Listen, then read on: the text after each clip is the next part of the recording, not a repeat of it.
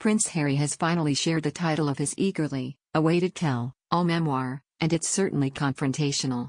The book will be called Spare, it has been revealed, a direct link to Harry's status as a second-born son and his place in the line of succession. Spare references the phrase the heir and the spare, which has often been used to describe Harry and his older brother Prince William and their differing destinies. The phrase refers to ensuring a family's bloodline and how, hundreds of years ago, parents would have an heir, a first-born, as well as spares, second-born children, as essentially insurance in case anything befell the firstborn.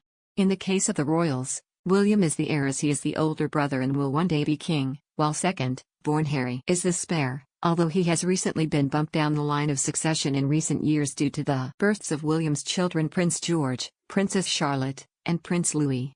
Speaking on True Royalty TV's The Royal Beat, royal expert and author Ingrid Seward shed light on why the word spare may have been important to Harry, and it is down to his late mother Princess Diana.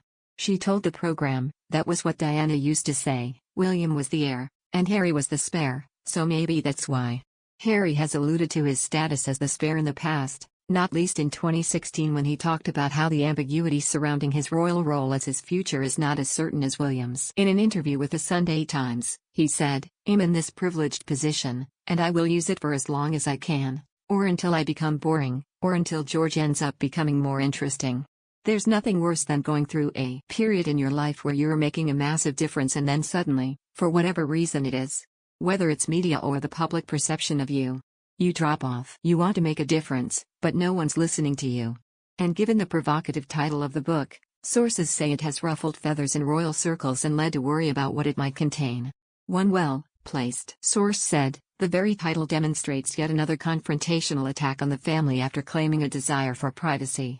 Palace lawyers will undoubtedly be on standby in the new year waiting to see what is in it. If Harry's previous allegations across numerous TV interviews are anything to go by, this will be nuclear. Regardless of the content, which will no doubt be explosive, there will be little chance of this acting as a vehicle to reconciliation for Harry and Meghan." Insiders told The Mirror it's unclear whether Harry picked the book's name or the publishing company. A description of the book, due for release on January 10, from publisher Penguin Random House claims it will take readers immediately back to one of the most searing images of the 20th century, two young boys, two princes, walking behind their mother's coffin as the world watched in sorrow and horror. It adds, as Diana, Princess of Wales, was laid to rest, billions wondered what the princes must be thinking and feeling. And how their lives would play out from that point on. For Harry, this is his story at last.